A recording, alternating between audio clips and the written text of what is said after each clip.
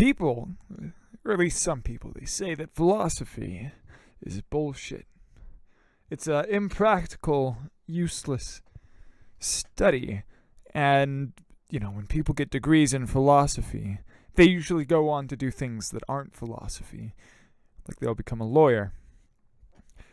And I'm going to show you guys one way in which philosophy is not bullshit.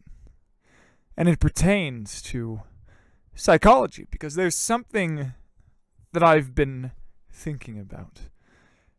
And I don't think that psychology can tell us why we feel or how we feel. They can tell us about emotion. They can tell us about emotion systems and about neurotransmitters and about neural networks and about brain regions, and they can describe emotion. But they don't tell us how electrical circuitry, traveling in a very organized way, can produce something that people can feel. And this to me is mind-blowing. And I don't know how to answer this question. Because apparently, as long as electricity is traveling in a certain pattern, consciousness will necessarily result from these patterns.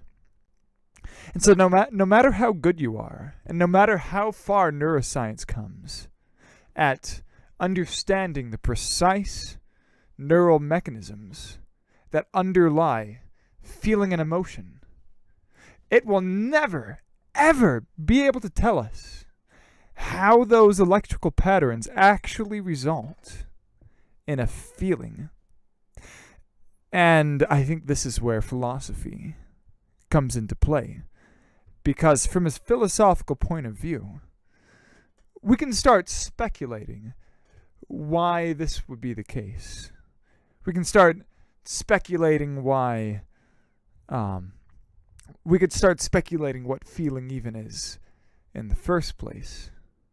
Does feeling require, physical matter and physical activity such as electricity precludes feeling and consciousness and subjective experience? But are these things literally the subjective experience? And I think that it's pretty damn interesting.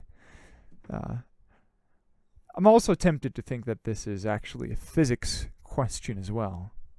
That maybe the thing that gives us a feeling and subjective experience is actually just some sort of scientific physical particle or phenomena that nobody's ever observed, unless you consider your own consciousness an observation of itself.